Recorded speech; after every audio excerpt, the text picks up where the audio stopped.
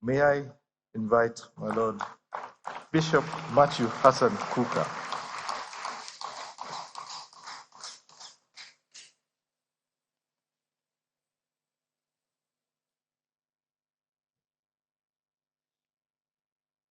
Your Excellencies, Mr. President and the Vice President and our brother, friend, the former President of Kenya, other distinguished ladies and gentlemen, I'm sure that many of you may already be nervous as to what Bishop Kukah is going to say.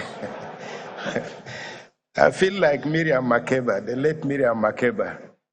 She said that every time I stand up to speak, and they will say, here comes the troublemaker. But President Uhuru Kenyatta, I really want to thank you. I mean, your most eloquent speech struck a chord. And had I received a copy of your speech earlier, I think that even that alone should have broadened the scope of our conversation. As you can see, the Sultan and I are different. He's taller than me. He has a much more regal appearance. And he's spoken to you about the caliphate and its wonderful values.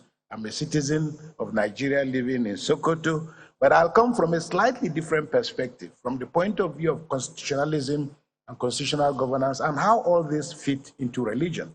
Because I think the temptation for many of us is to assume that somehow religion is a problem. And I think the former president's speech made the point very clear that religion, just like any other form of identity, whether it's ethnicity, religion, gender, the real problem is when these categories are left unattended to. It is then that they provoke problems.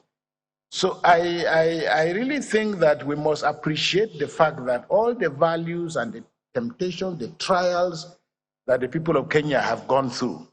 In summary, what struck me very powerfully was the idea of the tyranny of numbers, the tyranny of victory.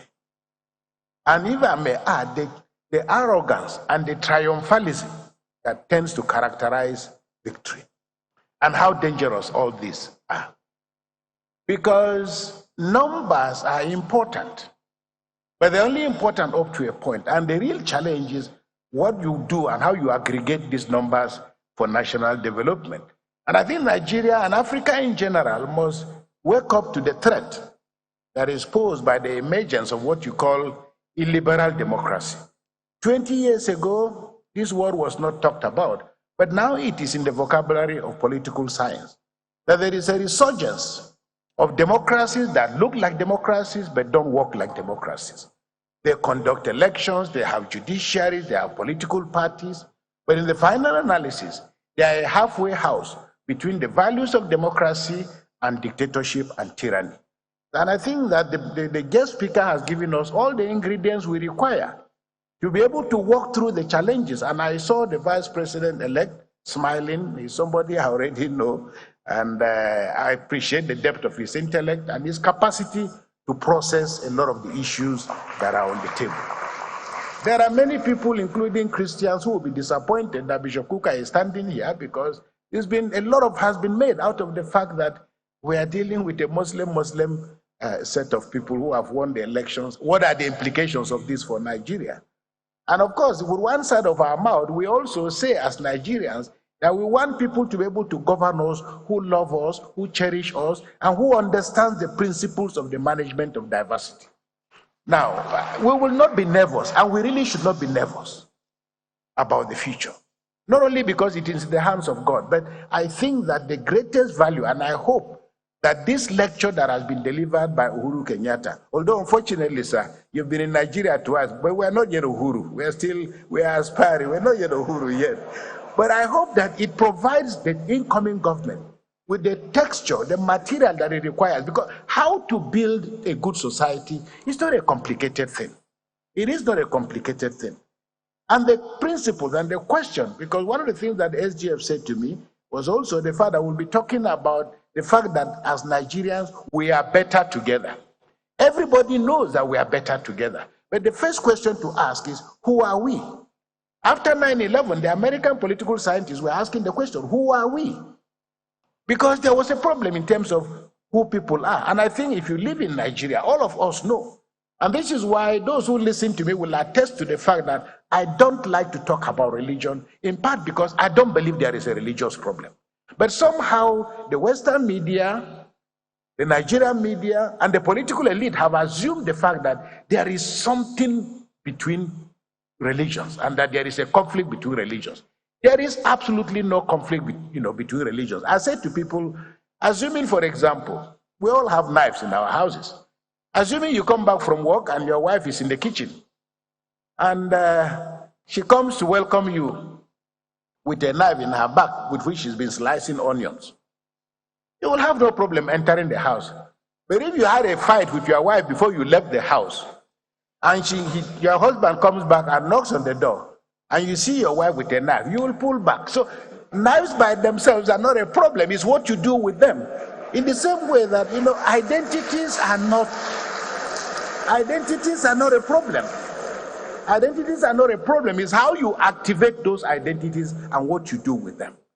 Now, will I be walking around Nigeria and people say to me, we worry about you being in Sokoto, and when I speak, I can tell a million stories. And I give you an example. What happened in Sokoto? With the tragic story of Deborah. I had gone for a burial of the father of one of my priests, and I was on my way back in a car when I got a call to say that one of my priests called me to say, look, this is what is happening. And I got to Abuja, and I got telephone calls from everywhere. Where are you? I said, I'm in Abuja. He said, I hope you remain in Abuja. I hope you're not going back to Sokoto anytime soon. My family members who called me, I said, so what am I supposed to do? No, remain in Abuja. Some people say, leave the country. And I said, to go where? And people could not understand. When I had to go back to Sokoto the next day, people said to me, I had to just tell my friend, where are you? I told them I'm in Abuja. But when I got to Sokoto, I walked to my house. And for me, it's a very powerful image.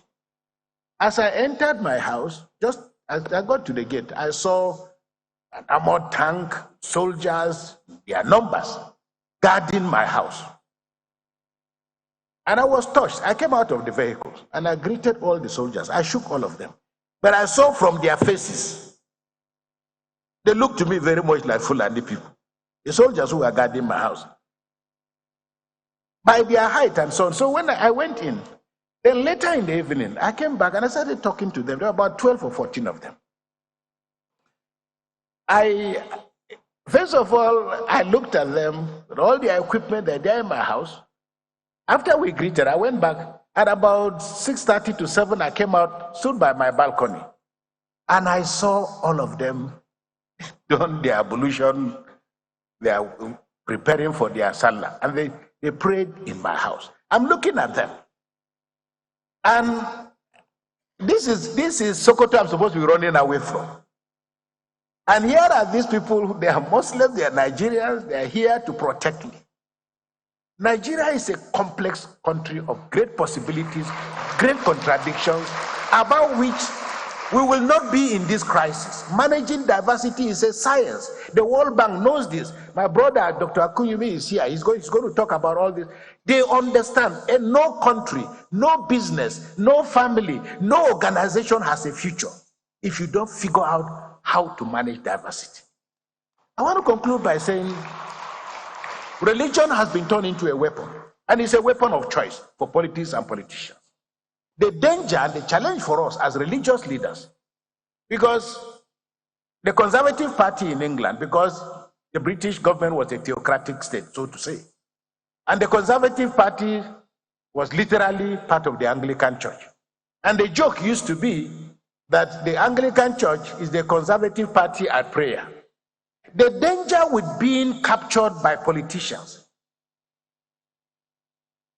is that religious leaders, and I tell people, when people talk about Asiwaju Bola Tinubu, Atiku, Peter Obi, and all of these people, I work with the vice president-elect.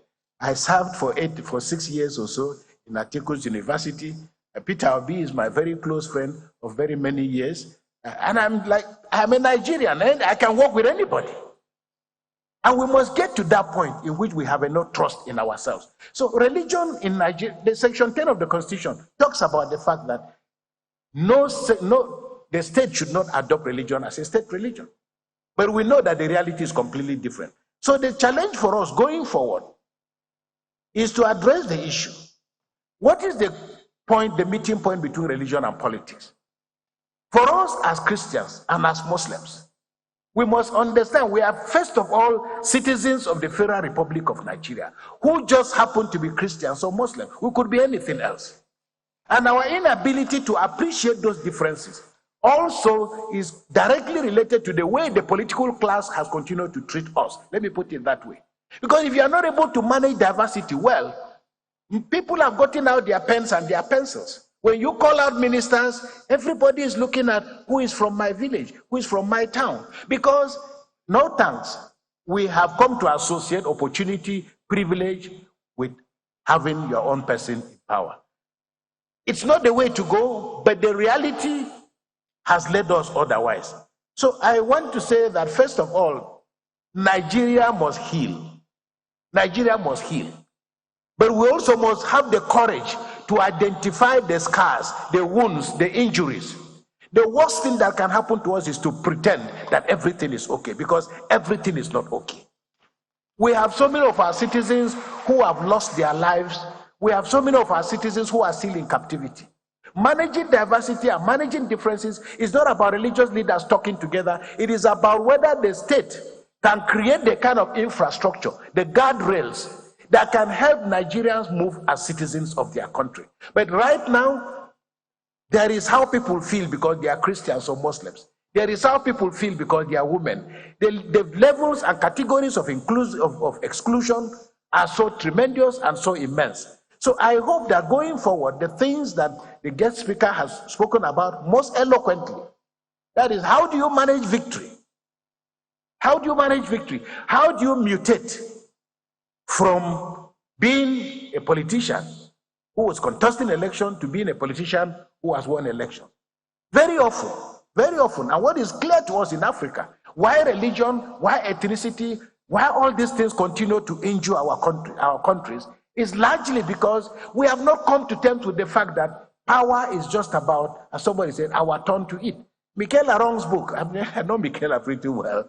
She autographed a copy of her book. But her arguments were most eloquent because her arguments were largely, if the Kalenjin did very well under Arab Moi, and if your dad and Mwai Kibaki and other people who are, if they've done well, it was almost natural that the man contesting for election against you would say, it is our own turn to eat. And we can see what power has been. Therefore, it is our turn to continue with the things that other people have done, privilege their community, So we cannot grow a country like this. We will remain volatile. And as you see on a racetrack, everybody stands or kneels differently. There is no advantage. The location may be different. But when the gun is fired, the man who is right closer to the inner part of the ring is a little bit away. We don't expect that all of us will finish, but let us create an environment in which all of us can compete. And we will win according to our energy and our speed. I used to have a parishioner, and she came to me and she was complaining. You know, when the WAEC, that is the local school examination, when they are over, most people will come to you and they say, my son passed WAEC. But if they don't pass, they say, WAEC failed my son. So the challenge for us in Nigeria is to create a situation where all of us can compete. We will never win the same prize. But let there be, as His Eminence the Sultan said, let loss of elections not be a punitive, because the problem with Africa, when you lose the elections, you don't get a chance to get back in. When you lose the elections, you can lose your life, but it also means that there will be no road to your village, that there will be no water, and African politics must remain and will remain violent unless and until we find an equilibrium in which, one, we are citizens of a country. My constitution allows me the right to stop being a Catholic or to stop being a Christian today. His Eminence always jokes with me. He says to me, they sent you to Sokoto so that we can convert you and make you a Muslim. And the constitution allows that. But I also let him know that I'm looking forward to the day that I will also either baptize him. But we can talk about that. But the challenge for those, and I want to end by saying, right now, 133 million Nigerians are suffering from various levels of multidimensional poverty. Okay? I've not turned the light and seen a part where Muslims are living that they have light. I've not seen a part of the country where Muslims are eating and the rest of us are not eating. So we must come to terms with the fact that we are not bleeding, we are not suffering because we are Christians or Muslims, but we are in a country that is malfunctioning. How to make that country work for the rich, for the poor, for the aged, and for everybody is a challenge. It's not a challenge that everybody can win, but I think it's a challenge that a government that appreciates it doesn't have all the answers. Must come to terms with the fact that there is a way of looking for and finding answers. I would like to just end by saying, and I make the point very clearly, it is in the struggle with the problems of Nigeria, I remain exceptionally optimistic. I travel the world. People say to me afterwards, where do you find this courage to say that Nigeria is working? When you say, okay, it may not be working, but this is one of the most beautiful countries in the world. And I'm not being flippant. When I went to the United States of America to study, I preached in a church. The parish priest called me and said, listen, you speak with such eloquence. I'd like you, we'll get you a green card. You can settle here in America. And I looked at him. I said, this God is a wonderful God. You are giving me a green card. My passport is actually a green passport. So what am I doing with a green card? So the young Nigerians who are living in our country, I always say to them, no, I'm not worried. Really, I'm not worried. Let them go. It's for the good of the country. The challenge for us as Africans is to think the way the Asians have thought. That is, you go to Europe, you go to America with a purpose. But that purpose means coming back to develop your country. But it also means that that country must create an environment in which you can feel confident to come and present the gift that God has given you. I have two young men. They're in America. They just finished from a prestigious university. I said, when are you coming home? They said, Bishop, coming home to do what? I said, no, coming home to... He said, we don't have an uncle who is a senator. We don't have anybody in government. What are we coming to Nigeria to do? So, Mr. Vice President-elect, the challenge for you is to make this country believable, livable, credible, so that all of us together can stand in one tent and build a great nation. Once again, Secretary to Government, I want to thank you and thank the organizers for inviting me.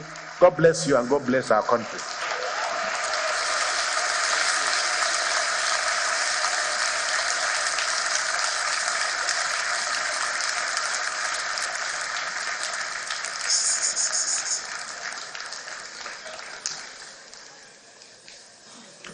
Dr.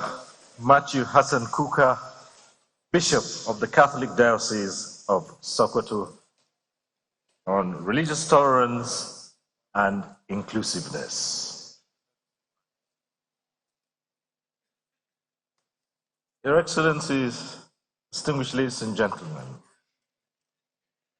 there is another contribution,